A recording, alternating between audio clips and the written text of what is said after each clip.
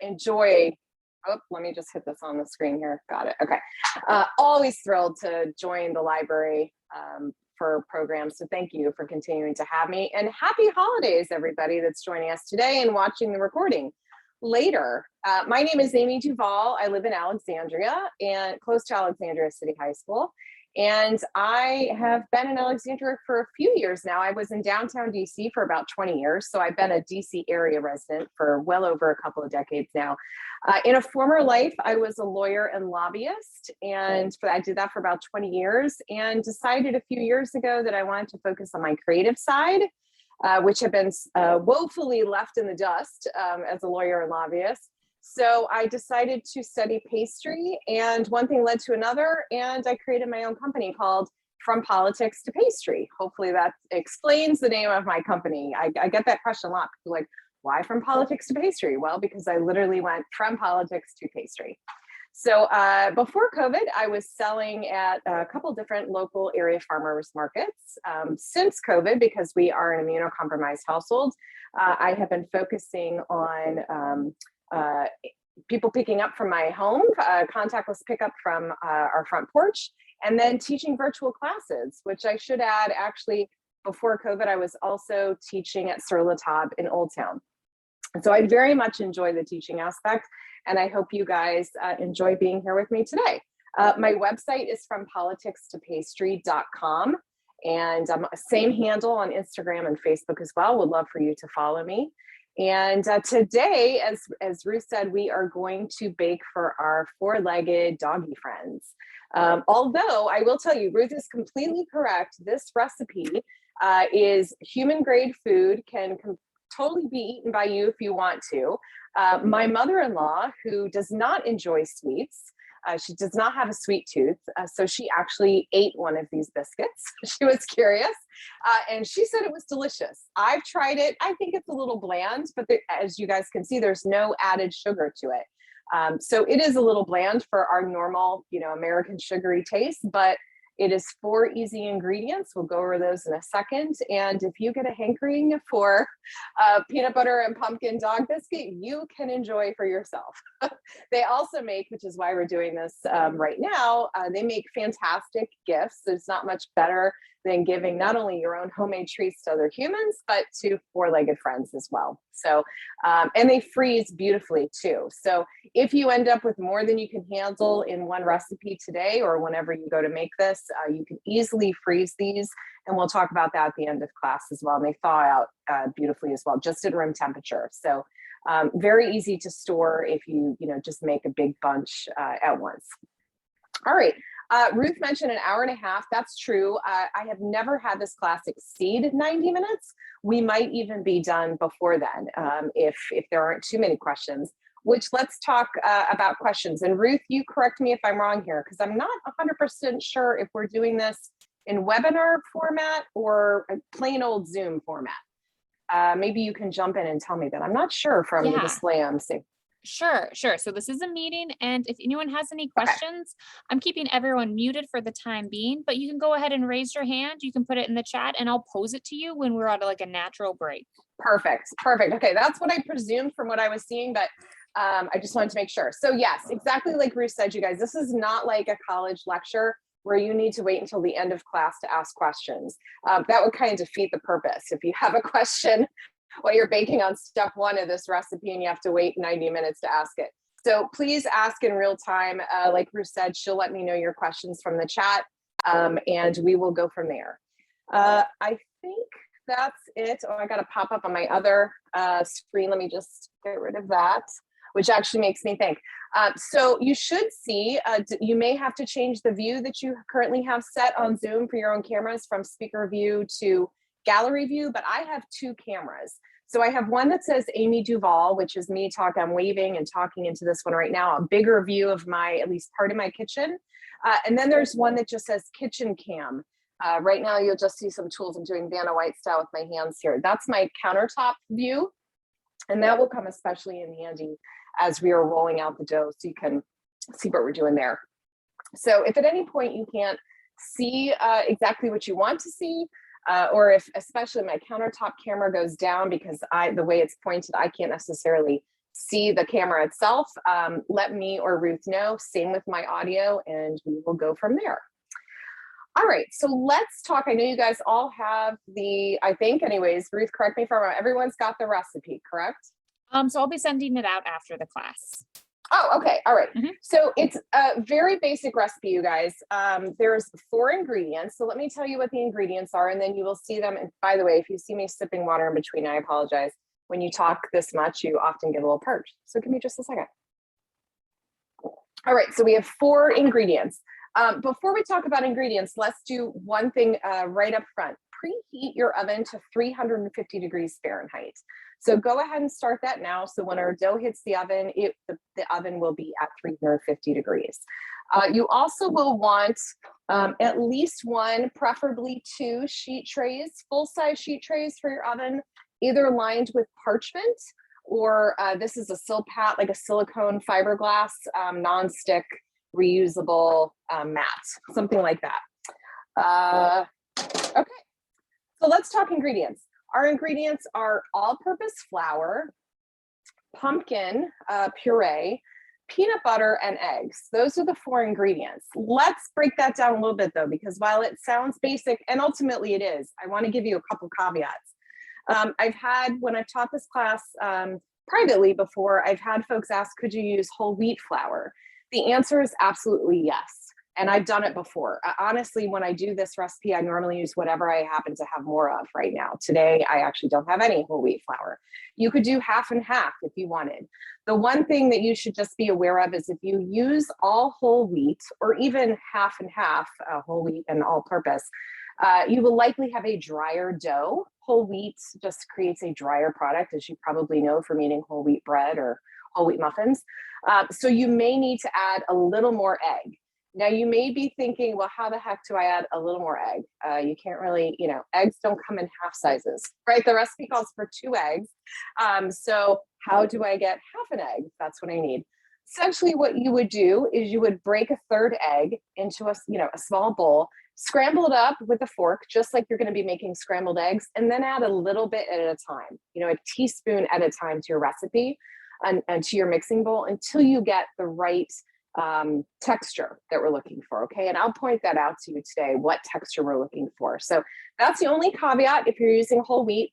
And like I said, I have had clients who, the truth is that as we know for just human consumption, all-purpose flour doesn't have a lot of nutritional value. There's nothing unhealthy or poisonous to dogs with all-purpose flour. But I have had customers that have said, I'd really like to add a little more nutritional value to this recipe, so I'm going to use whole wheat. Perfectly fine to do that. Just remember that you might need some extra moisture, which is going to come in the form of egg. You could also add a tad more pumpkin if you wanted to as well, depending on what you have on hand. You do not want to use a nut flour for this recipe. Almond flour, pistachio flour, macadamia nut flour, like all those different options that are out there. The texture will be completely off. So all-purpose or whole wheat flour. Let's talk about the pumpkin puree. This is literally a can from Aldi. You do not want to use pumpkin pie filling, okay? Pumpkin pie filling, while a similar texture, has cinnamon and nutmeg and various spices in it, some of which are good for dogs, some of which not so much. So if you want to add those spices, you want to add them separately. Don't buy it already seasoned, okay? I've had people ask me, can I roast an actual pumpkin and include fresh pumpkin puree? If you are that much of an overachiever, I say knock yourself out. I personally am like, that's not how I choose to spend my time. But if you want to do that, there's nothing wrong with that. Just make sure you get it to, an officially mushy consistency and that you measure it out according to the recipe. In this case, we're going to be using 2/3 of a cup, which is about half the size of a 15-ounce can, which is what this is, okay? I've had people ask, what do I do with the other half of the can of pumpkin? You can make a double batch of the biscuits today.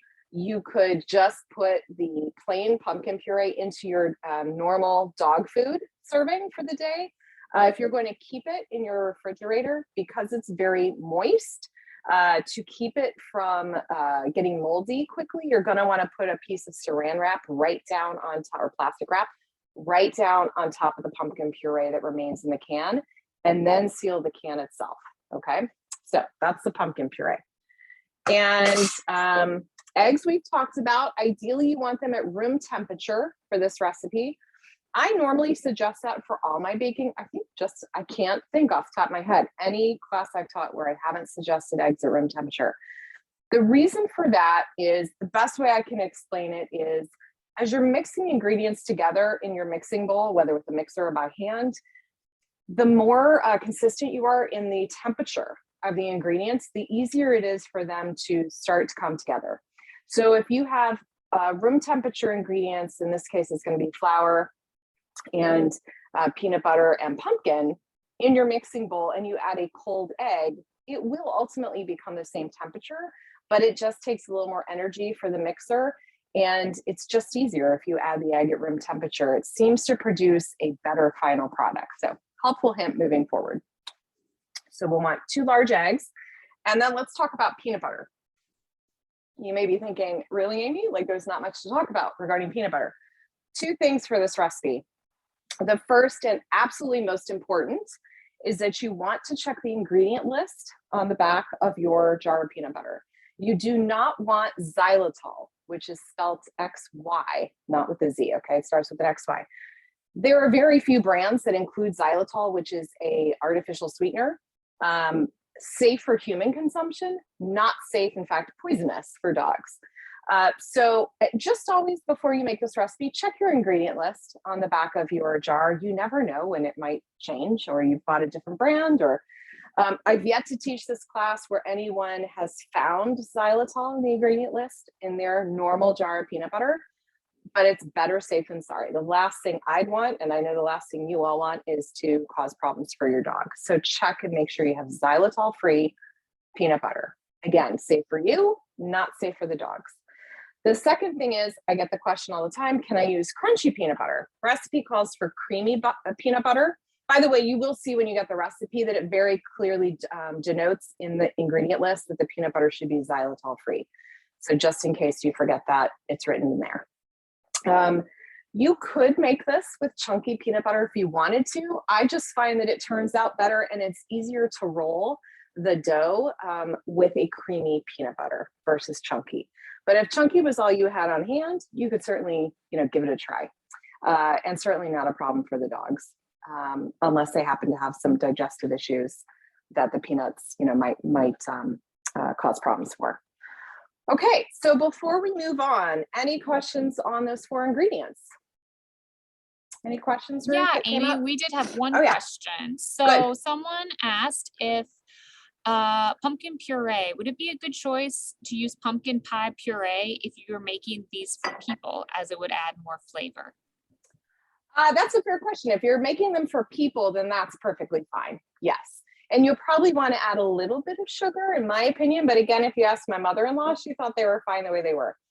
The best way I can explain the flavor is if you have had a true traditional scone, or scone, as they're called in England, they are not very sweet, almost like a biscuit. And so it's almost that flavor with a little hint of pumpkin and peanut butter. So yes, if you're making them only for humans, that would be fine. Just make sure you don't give it any to your dog in the process. Yeah. Yeah, and I think that's it. Okay. Okay, good. All right, so let's talk equipment very quickly here. This recipe is best done with a stand mixer. You can do it by hand, and you can do it with a handheld mixer as well.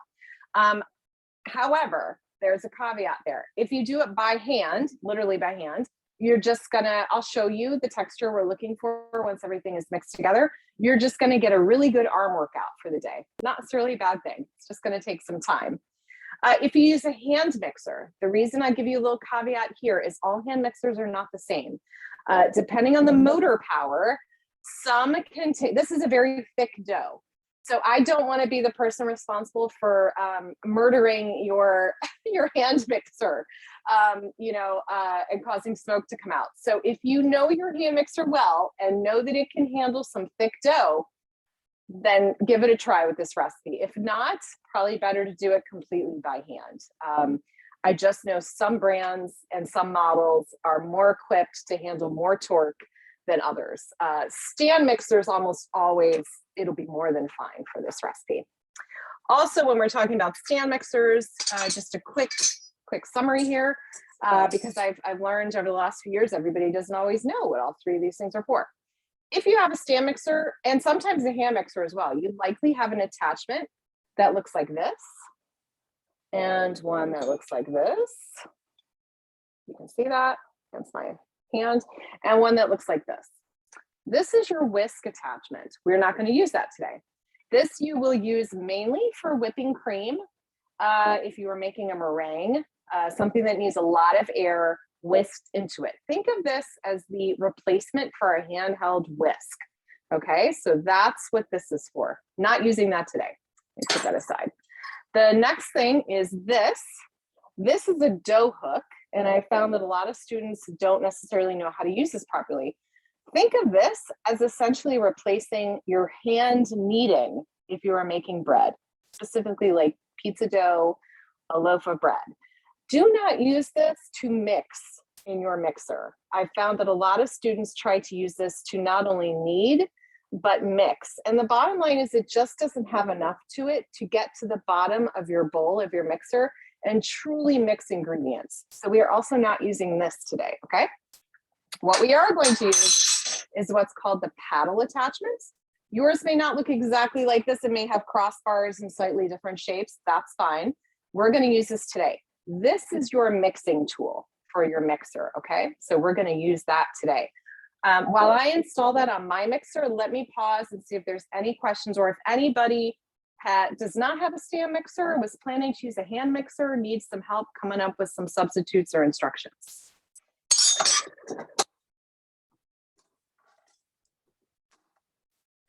All right, Amy, I think we're good to go. Questions? All right, okay. All right, so pretty straightforward. Oh, let me talk too, real quick.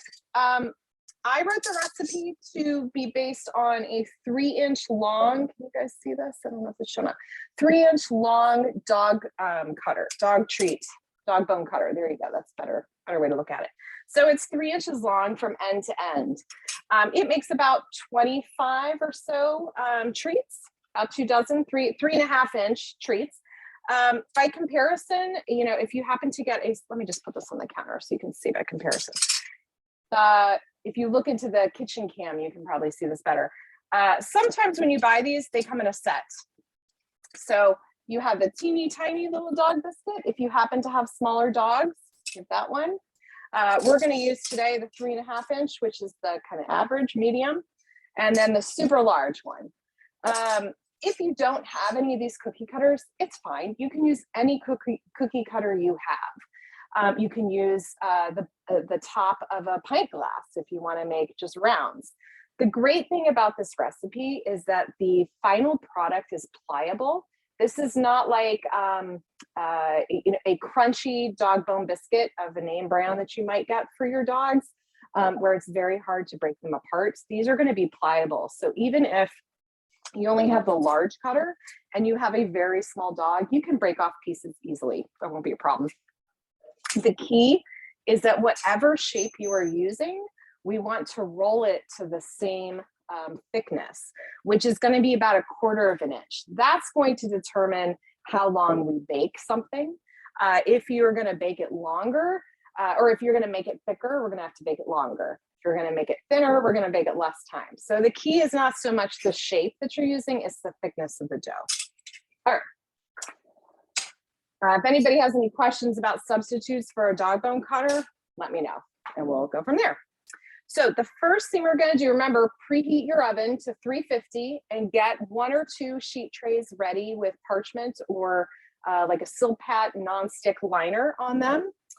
And we are, I don't think, since none of you have the actual recipe in front of you, I won't reference which number we're on in the recipe unless you want to take notes, I guess. Let me do it just in case anybody's really nitpicky like I am, very detail oriented. So we just did number 1 in the recipe, okay? Moving on to number 2, we are going to measure out our pumpkin puree, which is half of a 15-ounce can or 2/3 of a cup. And I am just going to do the 2/3 of a cup, and we're going to measure it, put it right into the bowl of our stand mixer. This does not need to be exact, guys, right? I mean, if it's ever so slightly over 2/3, you can see that mine is kind of a heaping 1/3 right here. I'm gonna put it right in. That's okay. The key to this recipe is gonna be the final texture that we're looking for, and which is almost like Play-Doh, that kind of consistency. So I'll show you when we get to that point. So, you know, keep in mind that even if you buy the same eggs, same brand, same size, every week or however often you shop, they vary in size. And so the dough consistency may be slightly different every time you make it, which is why the key really is, I want to make sure that you leave this class knowing what to look for as the final texture of the dough. Okay. All right. So that's our pumpkin puree. Set that aside here. And then we want a 1/4 cup of the creamy peanut butter, xylitol free only, of course. I happen to think you're going to hear me repeat that several times today.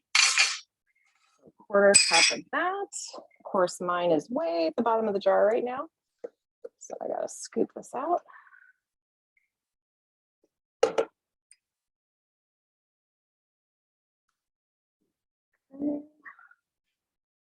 And then that goes right into the bowl of your mixer as well.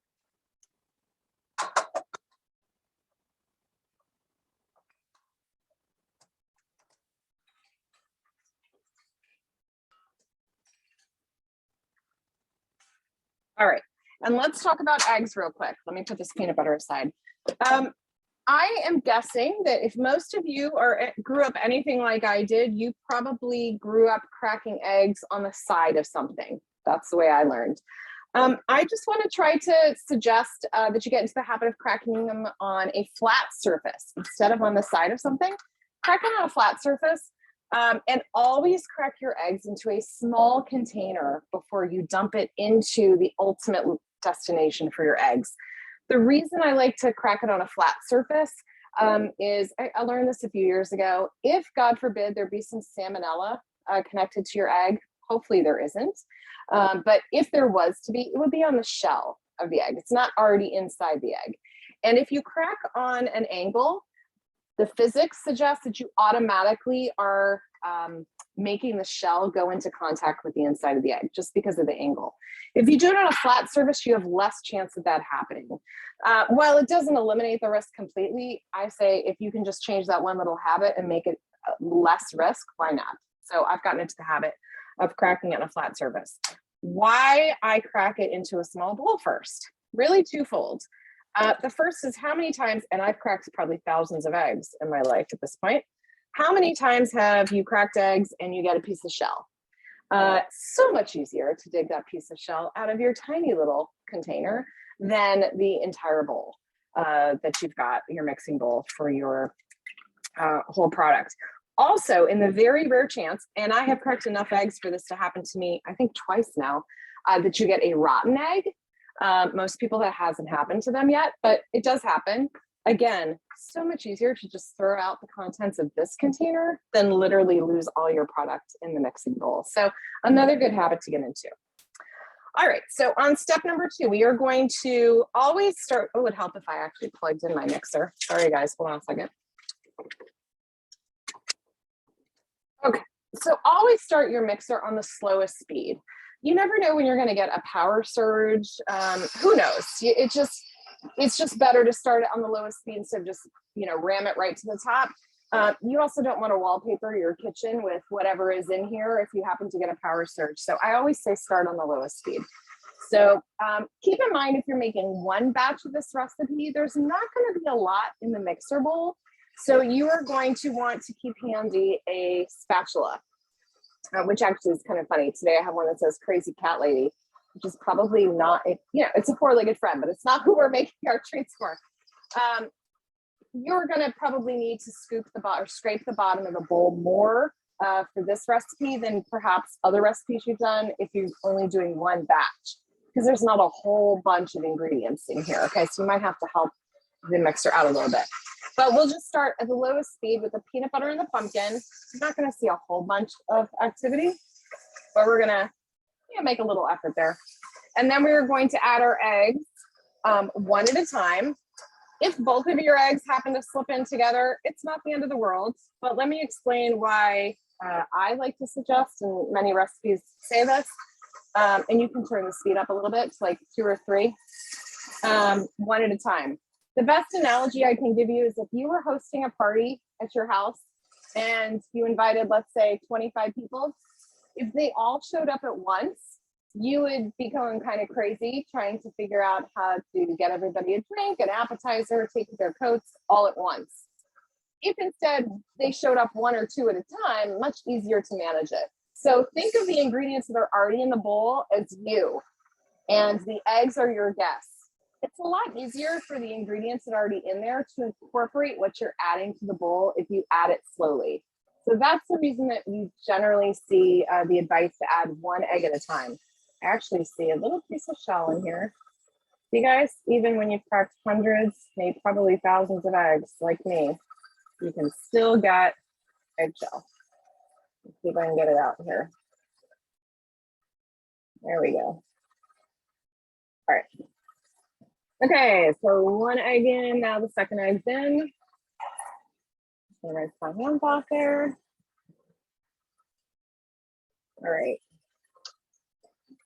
And we're gonna, I'm lowering mine. You may have a different type style in your hand mixer, but I'm going to scrape down the sides with my spatula.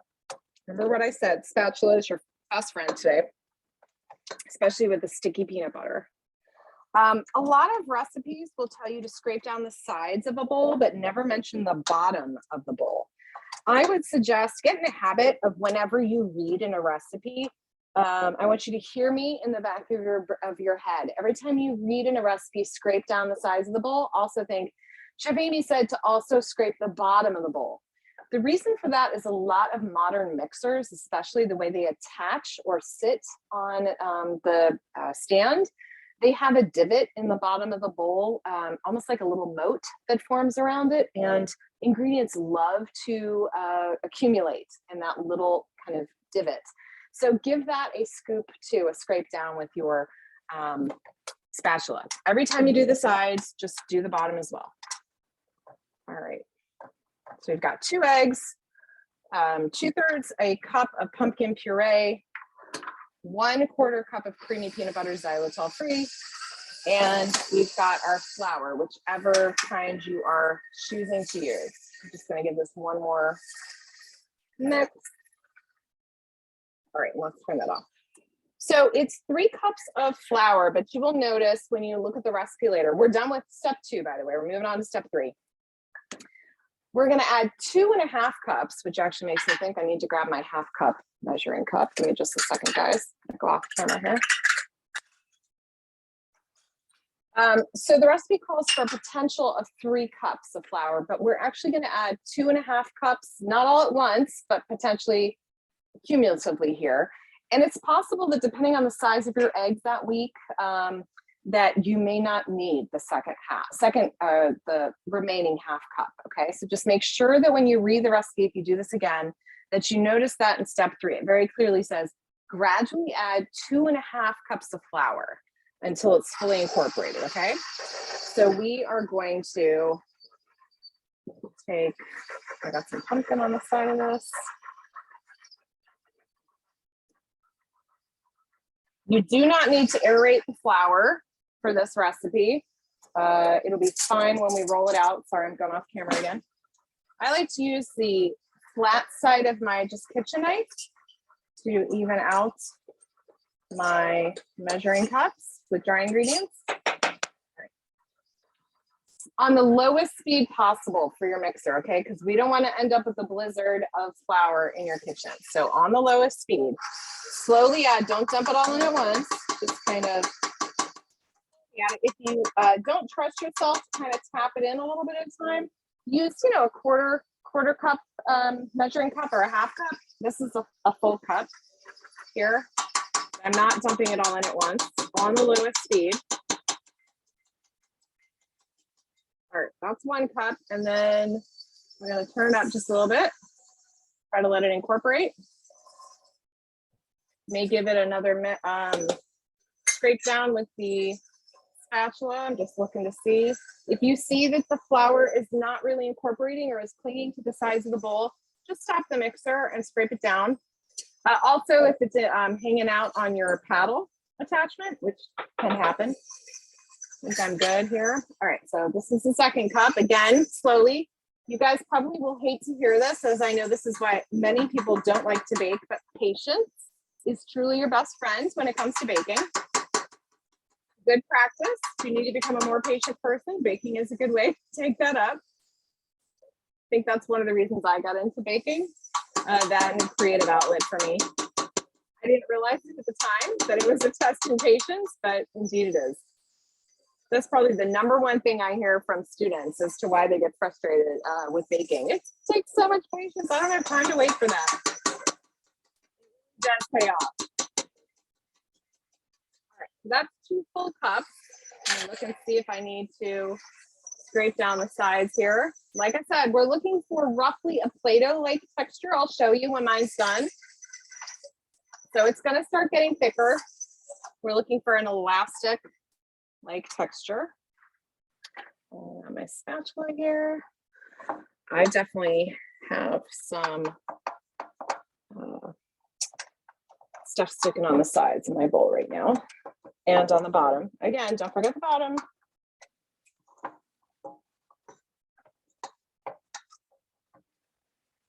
If you need to turn the mixer on a little bit to get your paddle to kind of readjust, sometimes it gets stuck in just the wrong place. You can't scrape what you want, then just turn it back on after you've removed your hand from the bowl, of course. All right. Let me give you an idea what the texture looks like right now. So right now it's soft, still a little sticky, but not staying together. I can pull it straight apart, and you'll see when we're done, it's going to be much more flexible. Okay, with just the additional ½ cup of flour, which is my guess is all this one's going to take. So let's see. Okay, so if you're with me, you've added 2 cups of flour. Now we're going to add that additional ½ cup and see if we need another ½ cup still. Your mixer might sound like it's starting to labor a little bit. That's a good sign. Remember, this is the thick dough. And what we're really looking for, aside from the texture, is you're going to see that the dough is pulling away from the sides, and it's going to form a ball. All right, so that's 2½ cups. Let's see what happens here.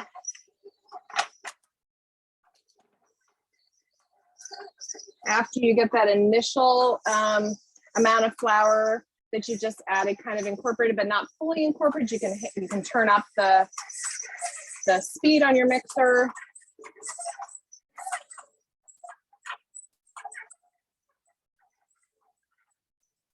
All right, again, turn mine up even a little more. I'm probably on 3 here. I don't necessarily have a ball per se, but I have clean sides to my bowl. That's key too. And I know that this will firm into a ball when I pull it out. So I'll show you. And you can hear my mixer too is laboring. All right. Key is that I've got clean sides. Okay. So that's really what you want to look for is clean sides. So let me show you what my dough looks like here. All right. First of all, it's completely stuck to the paddle, which is good. Because I know that essentially means that it's, solidified here. All right, let me show you.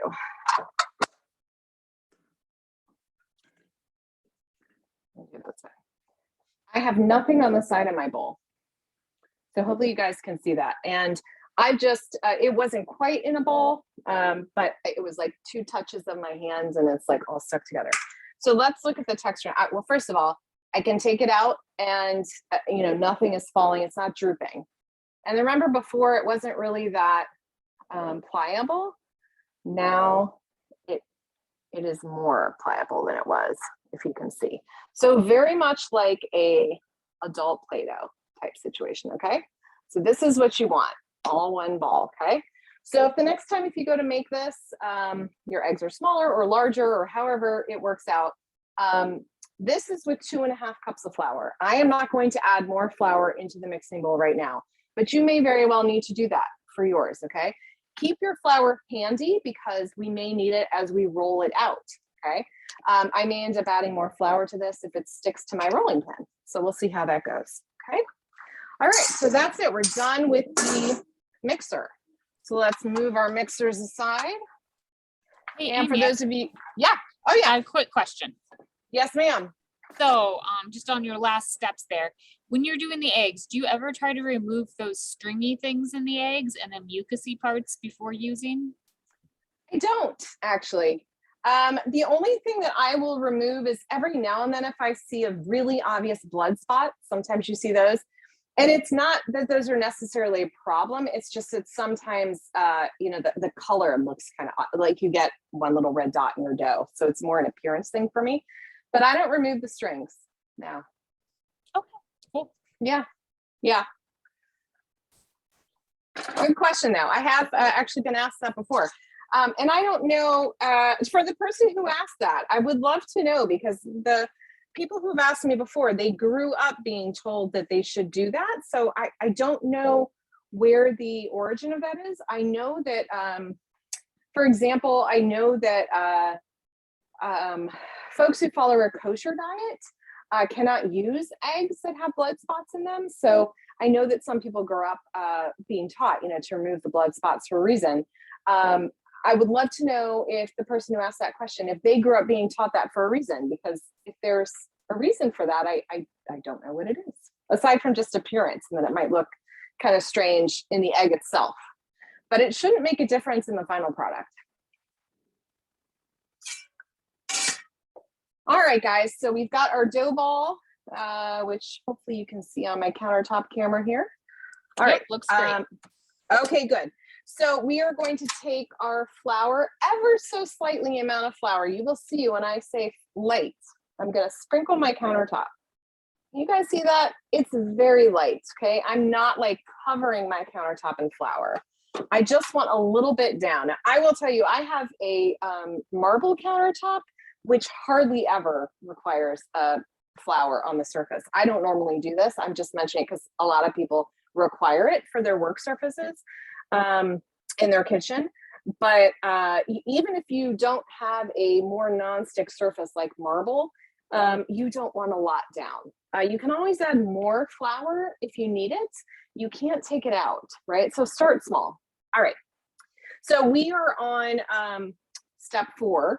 We've actually kind of already done step 4. Step 4 literally says place this on a lightly floured work surface, knead the dough by hand until it comes together. It's already together. There's not really, it takes very little to have to do this. If for some reason your dough is overly dry for whatever reason, especially if you're using whole wheat flour, make sure that you try to get it to look as close to this texture as you can in the mixing bowl, because to add egg or pumpkin once it's out of the bowl like this is just not really something I would recommend. But if this is really sticky, if it's the opposite problem, you can add a little more flour now to the top of this. I can tell though, my hand, like I can't even put a impression in here that doesn't disappear. So this is the texture we're looking for, okay? Something that your rolling pin is not going to stick to. That's the goal. All right, so now we're on number 5, step number 5. To be safe, you can flour your rolling pin. I'll show you guys how to do that. Again, be light-handed, okay? A little bit of flour, and I'm just gonna run it up and down the rolling pin. I didn't have like a snowstorm falling off the pin. And we are aiming to get this to a 1/4 inch thick. Okay, that's what the recipe is based off of, the baking time. Again, if you can't get it that thin for whatever reason, or you want to keep them thicker, then we're just gonna bake the biscuits longer, okay? So this is, we're all gonna be doing this at the same time here. We're just gonna roll, use the pressure on the side of the rolling pin, and we're gonna roll this until it gets to 1/4 inch. You'll see that I pick it up because it doesn't stick to the countertop. I'm picking up and rotating it as opposed to trying to move my body and roll in a different direction. It's just so much easier, especially because this is really pliable and doesn't stick to the countertop, to just pick it up and move it yourself, as opposed to moving literally yourself to roll it out. It's also good for this recipe, and quite frankly, lots of others, to have what's called a bench scraper. This is, if you can see in my countertop camera, I'll move to this side. This is a bench scraper. Some people call it a pastry scraper. We can use this to pick things up underneath, slide it underneath and move it easily. It also, what I love about it, and you can find these online, is that I like the metal ones because they wash up really well. But if you can find one, if you don't have one already, that has a ruler printed on it, it's brilliant.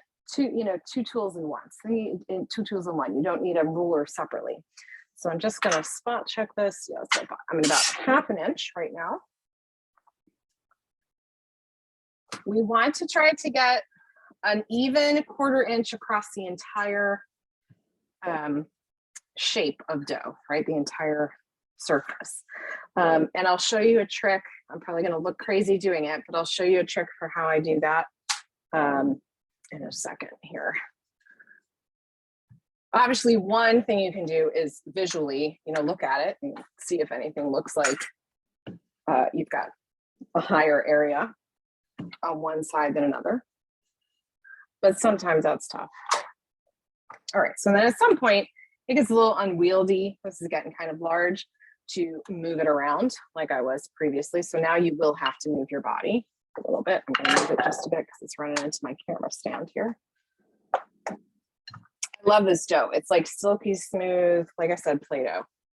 It's a really cool texture.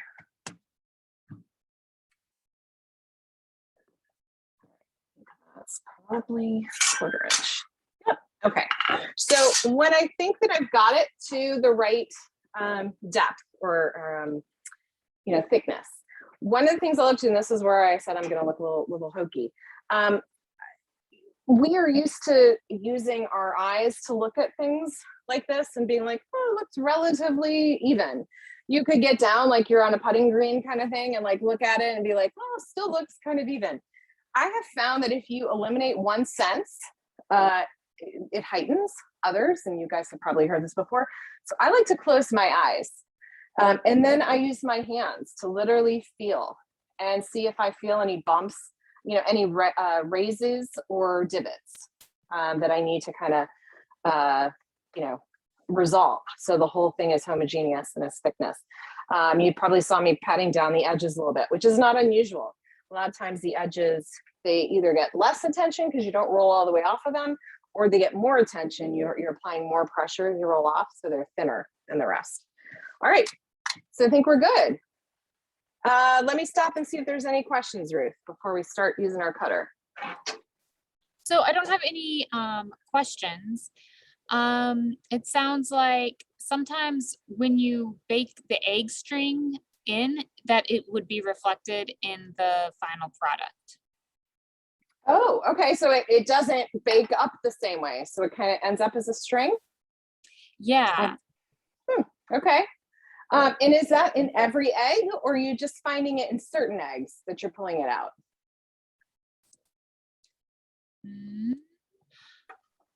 I would love to know. wait. I wonder if, yep. Yeah. Keep you updated. Yeah.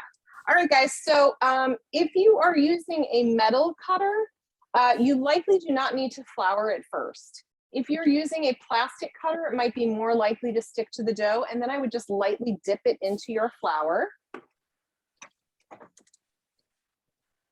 And we can roll this dough out again. That's not a problem. Because we don't have butter in here. That's, we're not dealing with the time constraint aside from the 90 minutes for the class. We don't have a cold ingredient, like if you were making biscuits, something like that. So this is what we want. We just want, and you'll see that this dough is so pliable. and stretchy that it will likely just come straight out with your cookie cutter. So you want to space these about 1 inch apart on your baking sheet, because they will mainly just puff up vertically. They aren't going to expand a whole bunch horizontally. All right, so we are going to do this with whatever shape you have. I've had people ask me if you can freeze the dough at this point. I have never done it myself. I would think you probably could. All of the ingredients can be frozen separately, so you probably could. It just may not be quite as pliable after you freeze it, to roll it out. If you find that you are constrained for time, I personally would cut all the shapes out and freeze those separately, as opposed to freezing the dough ball. I just think it'll be easier to work with.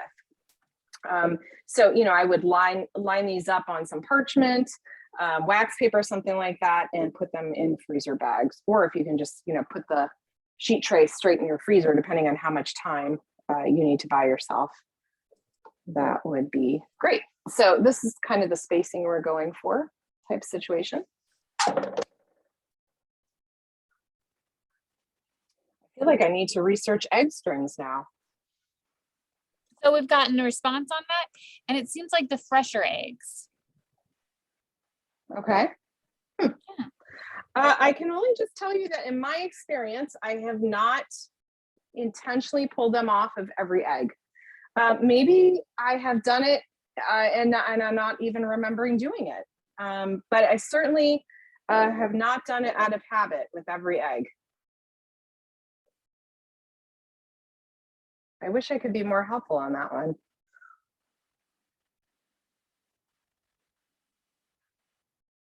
All right, so this is 1 tray's worth. Okay, so while I roll out my second tray here, I'm gonna pop these in the oven. So remember, we preheated our oven to 350.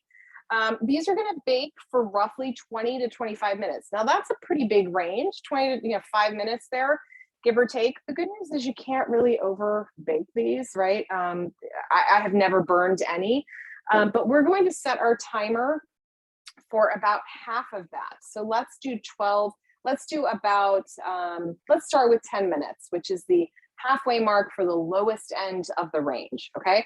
And I'll tell you when I come back in just a quick second why we're doing 10 minutes and not the full amount on your timer.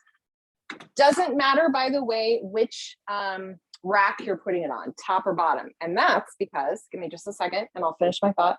All right, so we're setting the timer for 10 minutes.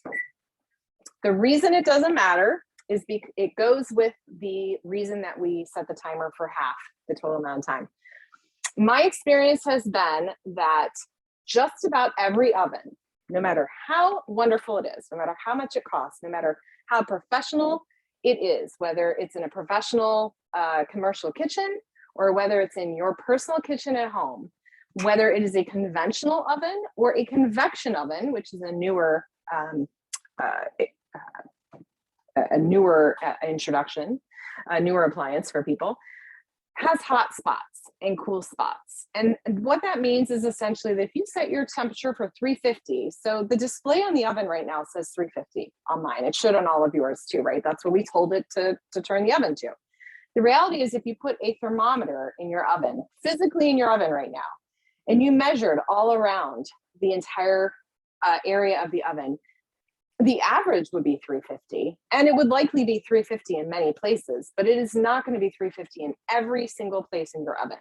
Some places are going to be 340, some are going to be 360. That's just the way, and I can tell you this based on personal experience. I have an actual thermometer in my oven. I highly encourage you to get one that hangs on the racks in your oven. You will learn a lot about your oven, and it really doesn't even depend on brand, like I said, or price point, or whether it's convection or conventional oven. One of the ways we can combat those cool and hot spots is to rotate our pans. So essentially anything that's in the upper left back corner, for the first half of your baking, we are going to rotate the pans 180 degrees. Doesn't matter if you do it clockwise or counterclockwise. And we're going to rotate top to bottom, bottom to top, okay? So anything that was on the top shelf in the back left corner is now going to be on the bottom shelf in the front right corner. About the only thing that that means won't get different exposure in the oven is the smack dab center of your cookie tray, but even that will go from top to bottom. So we'll still get some change in heat, okay? So the only reason you wouldn't want to rotate your pans at the halfway mark is if you couldn't do it, it's just my rule, but within roughly 30 seconds. The reason I say that is when you open your door, the oven door, to rotate your pans at the halfway mark, you obviously are opening the door and letting out the air, the hot air that is in the oven. If you let out too much hot air, when you close the door, the oven freaks out essentially and says, oh my gosh, I'm supposed to be at 350 degrees. I just let 50 degrees run out the door. And now I have to relight myself to gain that temperature again. As a result, you're creating a huge hot spot in the oven when it relights itself. And that's completely what we're trying to avoid. I use as an example, my mother broke her wrist a couple of years ago. And so she was not her normal self in her timing of rotating pans. And in that case, it's just better to not rotate and just, go with the flow. Just leave your pans as is. I have had customers who have sworn to me that they are so irritated with their oven and are ready to buy a new oven. They're just frustrated beyond belief. Things always burn in the oven. The reality is when I start digging into it with them, things burn in a certain location in their oven. So like it's the back right corner, things seem to burn. But when they started rotating their pans, suddenly they found, well, now wait a second, I'm not having this problem anymore. So before you run out to buy a new oven because you're frustrated with your oven, give the rotating of pans a try. You might be pleasantly surprised, as I know some other people have. The other caveat I want to give you is that in extremely temperature sensitive recipes, which most people are not making at home to begin with, but I would be remiss if I didn't tell you this. If you happen to be a person who's making macarons, the nut flour based French sandwich cookies, or like a souffle or a pavlova, something that's got a lot of air in it. Those are extremely temperature sensitive. Even the smallest change in temperature in the oven will cause things to deflate, and we don't want that to happen. So don't rotate your pans in the very few recipes where, like that, where we don't want the temperature to change at all. You're better to just deal with cool and hot spots in those very limited scenarios. Hope that makes sense. Let me know if you guys have questions on that. And I'm going to keep rolling out my second set here. How's everybody's rolling going? How's that? Let me know if you're having problems with your dough. If you've needed to add a lot of extra flour onto the countertop. So this is you probably saw me playing with it while I was talking to you guys about the rotating. It's just, I love the texture of it. It really is like Play-Doh. All right, so I haven't had to add any additional flour. Now, granted, I've done this a few dozen times. But if you did need to do that this time, I guarantee you, there'll be at some point in the future, I will have to add more flour because it's just never kind of the same dough twice. Let me know how it's going out there, guys, how you're doing.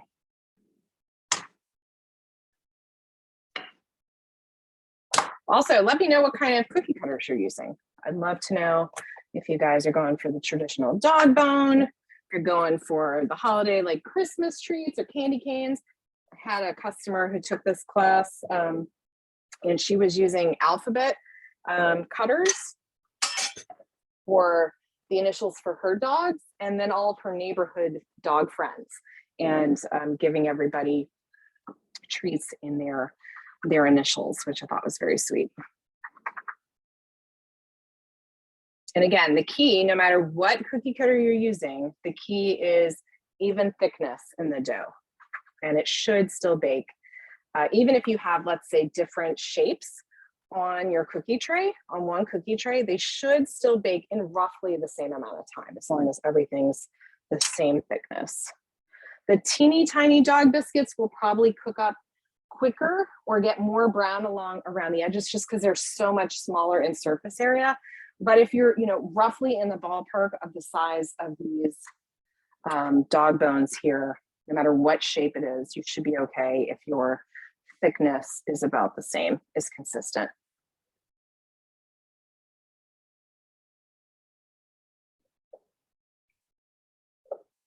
All right, so that was my second rule. Go with the third one. Ultimately, you're going to get down to kind of the scraps here. You can either throw it out if you have, you know, don't have quite enough for one more bone. You can also, or one more shape, whatever it is you're using. You can also just shape it by hand. I've done, you know, little hearts before kind of situation. You get cheesy like that, you can just do a circle, whatever you want to do with it.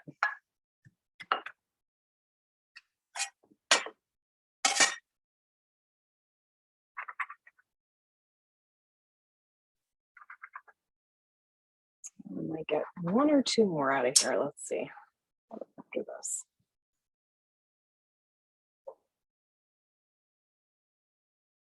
I mean, you've put all this effort into it already. You might as well make as many as you can. That's my theory. So for those of you, if anybody out there has made sugar cookies before, this is very similar process to sugar cookies as far as rolling it out. However, the advantage here is that you don't have to worry about the butter getting soft like you do in sugar cookies and refrigerating and all of that. Much bigger project than most people probably realize they're biting off when you go to make sugar cookies.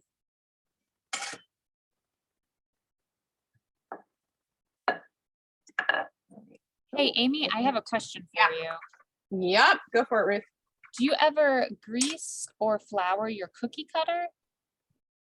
Yeah, I do not grease them, but I have, so I have some cookie cutters that are plastic or extremely intricate design. And I will, let me just show you how I do it. I will just dip my cookie cutter right into the canister of flour and just shake off the excess.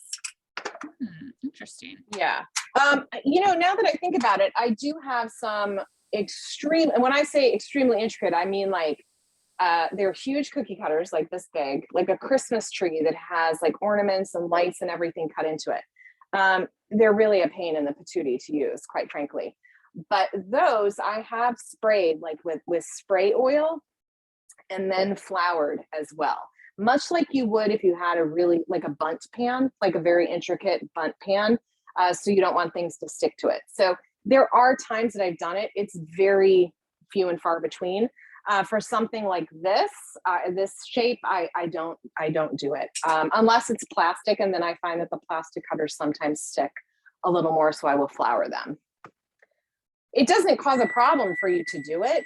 It's just, you know, I find that I'm trying to, you know, want to make sure I try to make your time in the kitchen less stressful, and I find that, you know, to require folks to flour and grease their cookie cutter every time, you know, people are like, oh my gosh, this is so much work. So it won't cause a problem if you do it to your actual final product, but my experience is you don't need to do it on something this kind of shape.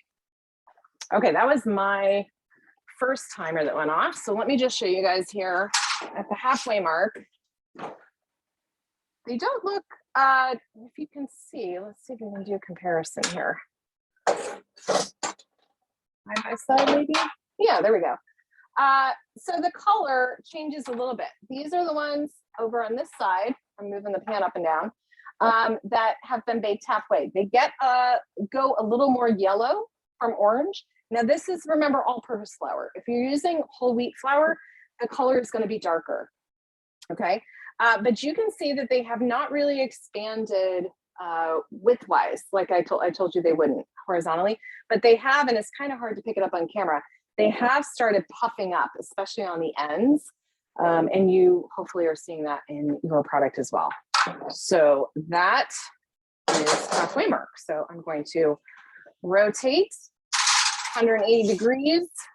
I started mine on the top shelf, so I'm putting them on the bottom shelf, and I'm setting my timer for another 10 minutes. All right, I'm going to roll out this last. The person who asked the question about the cookie cutter, Is it just a general question? And do you have some more involved cookie cutters that you've had a special, a significant problem with in the past? All right, so I think, what do you guys think? Can I get one more out of this little ball? Let's see. I've gotten pretty good at using up all of my dough over the years here, but I'm not sure if I can squeak one more out. We'll see. And remember, if you think you can squeak one out, but to do it, you have to like make it really thin, don't do it because it's going to burn before the other ones cook. No, I don't think so. I think we're going to have to mold this one by hand. Let's see. That's about as thin as I can go. We could use the, you know what? Let's use the little cookie cutter and I'll show you how this. I have it. So I don't fit. Guys, we'll do a couple of small ones here. I got the rolling pin right in the way.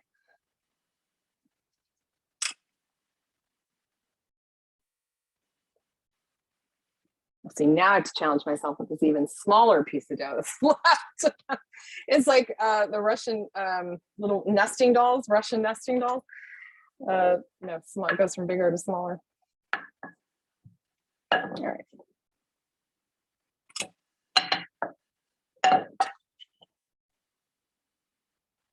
All right, I think that's all she wrote, guys. All right, got one more here. And this little piece, I'm actually just going to throw out. I don't feel bad just throwing out this tiny little piece. So this is my second tray. You'll see I got those 3 small ones at the bottom. And I am actually going to hold off on baking those because I thought maybe I'd pop them in, you know, with the rotation of the first pan, but I think I'm going to wait. Okay, so we're going to wait, and I'll wait to show you what the final product looks like on this end. Let's talk about, unless there's other questions, let me stop and then I'll tell you how you know when they're done and how to store them. Yeah, so so greasing a cookie cutter versus flouring it, does it matter? Do you go one route versus the other ever? And how do you make that decision? So for just your kind of everyday cookie cutter, if it's not crazy elaborate, I would dig out the elaborate one I have, but you guys would have to see me stand on a ladder and it would be very involved here. Entertaining, but very involved. If right now, let's say for the dog biscuits, the cookie cutter I was using was sticking. And if it was, you know, didn't have any, where's the one I just used? So there's no internal pieces on this cookie cutter, right? It's literally just the sides. It's just an outline. I don't know, quite frankly, that I've ever greased a cookie cutter like this. This I would only dip in flour. If the edges, if it was not coming out as crisply as I would like with the dough, whether sugar cookie dough or dog bone dough or dog treat dough, I would dip this in flour, no grease, okay? However, if I had, the only time I have greased and floured a cookie cutter is when it has cross pieces in it. So it's not just an outline, but it's very intricate on the inside as well. So little pieces that need to cut out in addition to the outline. Then I find the easiest way to deal with that is to literally take like the spray, you know, the butter cooking spray, or just plain old, quite frankly, I'll throw a name brand out, but you know, Pam kind of situation. Spray the whole thing down, then dip it in flour, and then use it on your dough. That's really the only time that I have greased and floured my cookie cutter. I can't think of a single time where I have only greased it. Okay, so that's your third option. I'm not quite sure from the question you're asking if that's something you've considered too. I have never just greased them. I've only just floured and greased and then floured. And make sure if you grease and flour that you shake off the excess flour, okay? I should have mentioned this too, guys. If while rolling out your dog treat dough, you had to add extra flour and it didn't all quite work into the dough. So when you rolled it out, instead of it being a homogeneous kind of orange color, you had very obvious loose flour on the top of the dough. You don't want to bake it like that. So just use a brush or your hands to brush off the excess flour. before you put it in the oven, because the flour, while it will technically bake and it's not necessarily a health concern, will be really bitter because it's not mixed into the dough. So if you have excess flour, whether by using a cookie cutter or just because your dough is a little sticky and you sprinkled some extra on the top, it didn't all quite get incorporated, remove that before you put it in the oven. Hopefully it's not too late. Hopefully nobody out there is like, oh wait, I just put it in the oven and all this flour on it. If that's the case, take it out now and brush off what you can.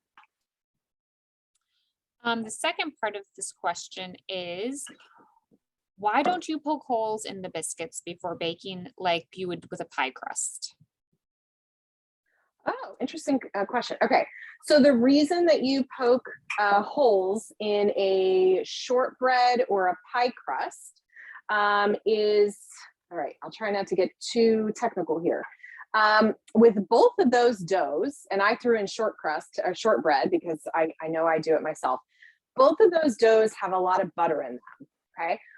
And that's what makes them flaky when you bake up the final product. For those of you out there, so my undergrad was in engineering. So one of the reasons I love baking is I think it's very, the chemistry of it is fascinating to me. Those of you who might be out there, hopefully somebody will find this information useful. The chemistry of butter, and the reason you end up with flakiness is butter is made of fat and liquid, okay? When we eat butter, when you buy it, it's everything is mixed together. It's emulsified. When you put it in the oven, the solids start to melt and flow downward, right? And the liquid, which is usually water, starts to evaporate and push up.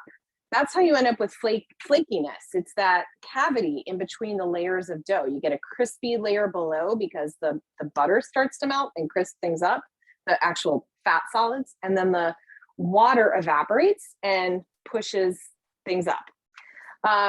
As a result of that, if you have a product that has a lot of butter in it, things, like I said, push up, okay? So that's why we put the holes in there, to essentially create vents for the air to get out. Otherwise, you could have huge bubbles that there's nowhere to go, essentially like a volcano that's ready to blow. I don't do it for the dog treats in comparison because there's no butter and there's not a lot of liquid, and so it don't need a vent. Could you do it for the dog biscuits? You could. You'll see the final product. Some of the biscuits, they get a little bubbly. The bubbles, I've never had one explode on me. So that's why I've never used a fork to kind of vent things before they go in the oven. If you wanted to, you certainly could, but from a chemistry standpoint, that's why it's not necessary. Probably more than you were asking for, but hopefully that's helpful in answering that question. That was great. That was really interesting, actually. Oh, good. Yeah. If anybody out there loves watching, one of my favorite shows is America's Test Kitchen. And I love their recipes and their shows because they always explain the science and the why behind things, which is something I love. For other people, it's like nails on a chalkboard, but hopefully that was helpful. Yeah. I will also mention we have a lot of America's Test Kitchen recipe books here at the library. If you are interested, I check them out all the time. I'm a big fan, so that's awesome. Good collection to have. All right. Well, I think we're good on questions for the moment. Okay. All right. So while we've got, I've got about a minute left on my first batch that's in the oven. So let me tell you real quick from a storage standpoint. The bottom line is these treats will be good for 2 to 3 days, roughly, depending on the humidity of your house, in an airtight container, or honestly just sitting out. Like, they don't even need to be in an airtight container because they have enough, I would say preservatives, but between we haven't added a lot of sugar, but they will be fine out on their own. And the truth is, if they get a little stale, it's not the end of the world, especially for the dogs, quite frankly.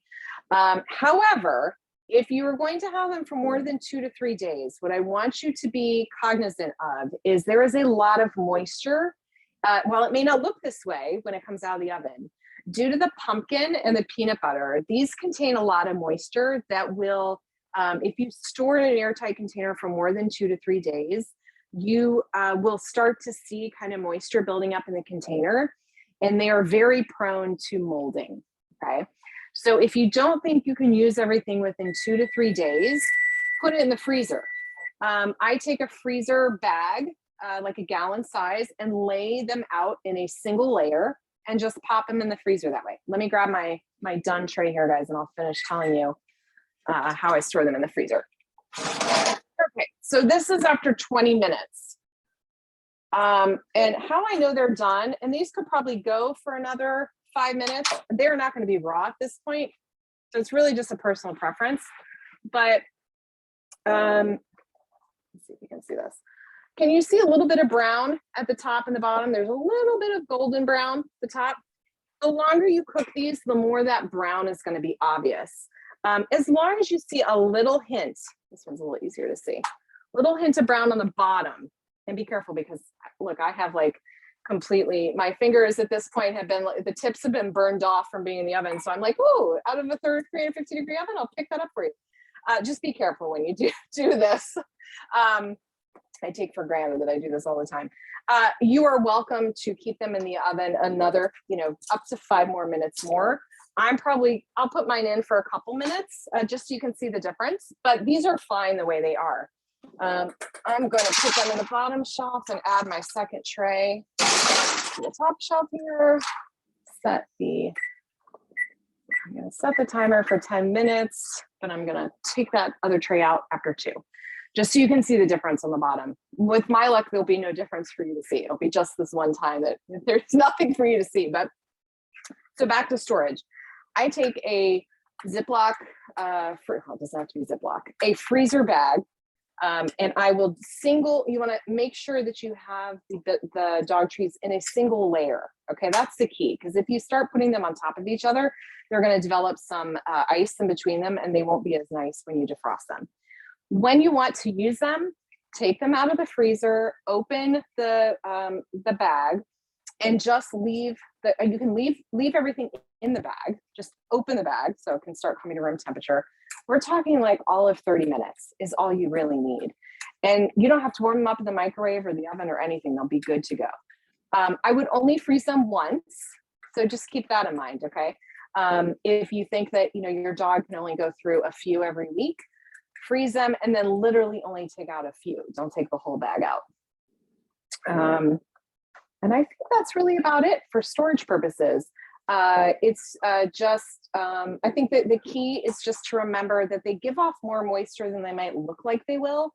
And it's the pumpkin that's really the culprit there, the canned pumpkin. And so they will start to mold definitely after a week. And it just depends on the humidity, the temperature in your house as to how quickly that'll happen.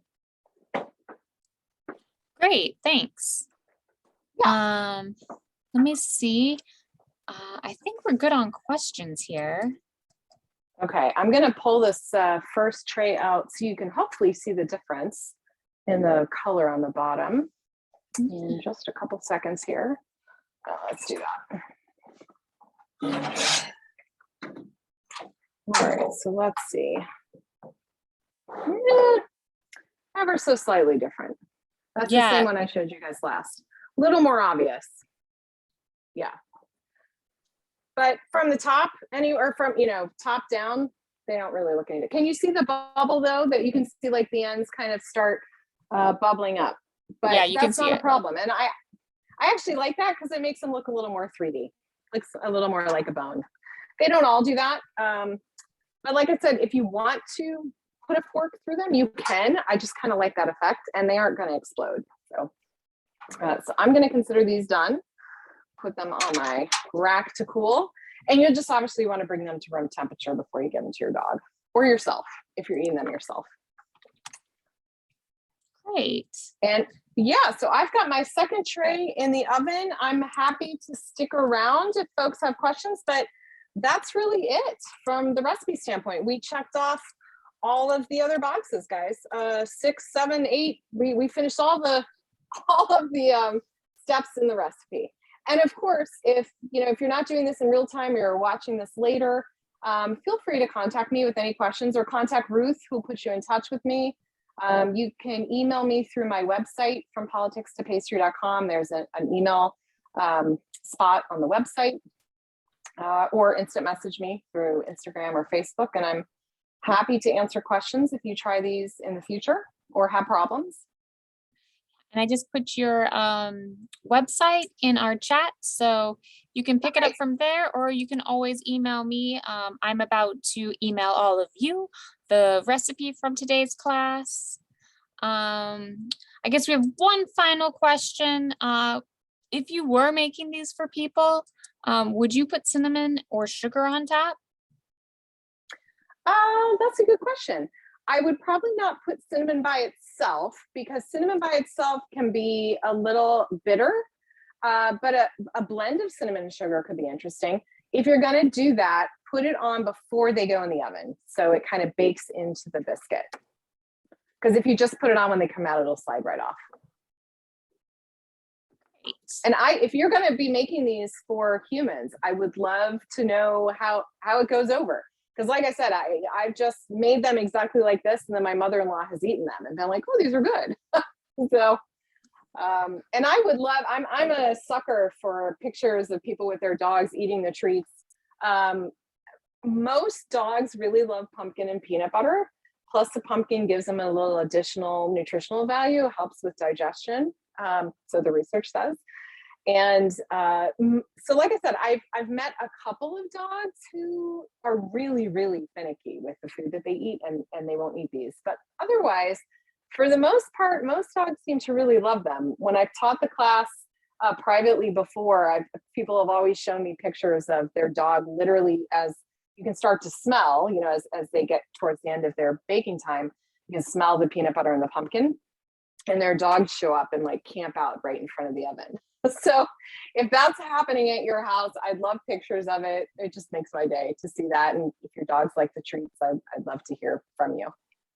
Yeah, no, dogs are the best thing to put on your Instagram feed, especially if you're giving them cookies. Yes. Yeah. All right. All right. So just thank you, Amy. This was great. I think we all enjoyed it. And yeah, if you guys have any more questions, like I said, I'll be emailing out the recipe today, and then you can always get back to me, and I can get you in touch with Amy, or you can go through her website, which is fantastic. I encourage you to check it out. Thanks. Yeah. I'm just seeing, by the way, Tina's profile picture of her beautiful dog. So just notice that. Yeah. All Gorgeous right. dog. Well, thank you guys all for joining us. Happy holidays, everybody. I hope you have a fantastic holiday, and thanks for letting me join you today, Ruth. Oh, thanks for having us in your kitchen today, Amy. Have a good one. Absolutely. Okay. Bye, everyone. Take care, everybody.